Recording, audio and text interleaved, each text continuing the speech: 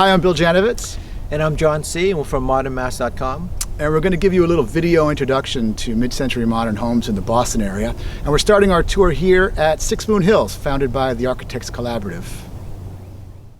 Mention the town of Lexington, Massachusetts to people, and if they have any impression of the place at all, it no doubt consists of tricorn hats, muskets, and guys in knee-high knickers on a town green fending off British redcoats on a frosty April morning. Ask them to pull their focus out a little further, and folks might now picture that triangle of green grass surrounded by neat, center entrance, white colonial-era homes. And these impressions would not be wrong. The past is well preserved in this colonial-era town. This scope, however, is woefully limited. There are many eras of significant architecture represented in this town of approximately 30,000. In addition to the authentic colonials, Lexington contains fine specimens of other, more typically expected New England architectural styles. But as one tour through such mid-century modern neighborhoods as 6 Moon Hill, 5 Fields, and Peacock Farm will demonstrate, this is not a town trapped in time.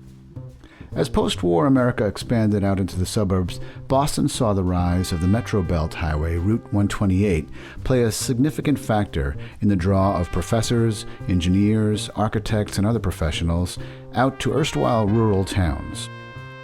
In 1947, one young group of forward-thinking architects, the Architects Collaborative, TAC, founded by Bauhaus pioneer Walter Gropius, who had fled Germany and joined Harvard University's Graduate School of Design, purchased 20 acres of land on the east central side of Lexington and formed a nonprofit corporation for the community they named 6 Moon Hill. Precedent had been set in the region already. By 1941, Koch had built a small neighborhood of modern homes called Snake Hill, a cul-de-sac in neighboring Belmont. Koch, who had studied at the GSD while Gropius was there, had also studied with and had been greatly influenced by Scandinavian architects, and he went on to teach at MIT. 6 Moon Hill was laid out in a cul-de-sac. The TAC partners set aside common land to leave as open space, including an area with a swimming pool. They built about 26 houses in an international modernist style, walls of glass, open floor plans, flat or slant roofs, simple and inexpensive materials, austere lines, all nestled thoughtfully into the landscape. Though they at first may have seemed out of place, European modernist statements plopped down in the middle of woods and farms of Lexington. They actually reflected the old cliches regarding New England Yankee frugality and even Shaker sensibility, while working with materials at hand. As an article in the Boston Globe pointed out not too long ago, the houses of Moon Hill remain remarkably unpretentious and livable. And consider this, what would have been more out of place than Grecian columns on a farmhouse in the middle of a New England field when those started appearing? The Moon Hill houses were as unassuming, if not more so, than the good old white clapboarded colonials dotting the town. Unlike reproductions of that familiar style, the modernist architects saw no need to busy up the facades of their homes with fake shutters, mullioned windows, cupolas, and the like. And the use of rubber, tar and gravel, and other new building materials and techniques did away with the need for steeply gabled roofs to dump away the snow, rain, and other byproducts of the New England climate. While the houses of 6 Moon Hill were mainly built as a community to house the highly collaborative TAC partners and associates themselves, the architects also conceived of their next development of spec houses to sell to other home buyers, and they chose a farm on the southwest part of town. The old Cutler farm was purchased by TAC, and the young firm moved forward on their conception of a development that they would control from beginning to end. This became the neighborhood known as 5 Fields. One of the original 8 TAC partners, Dick Morehouse, who was a resident of Moon Hill, oversaw the project and even acted as salesman, showing the new homes to interested buyers. Like Moon Hill, form followed function in the design of the houses. The homes were sited sympathetically into their surroundings and the existing contours of the land, and there was common land set aside with a swimming pool for the community. This community spirit carries on today in both Moon Hill and 5 Fields. A third important planned modernist development, Peacock Farm, was just a stone's throw across Pleasant Street from the swimming pool of 6 Moon Hill.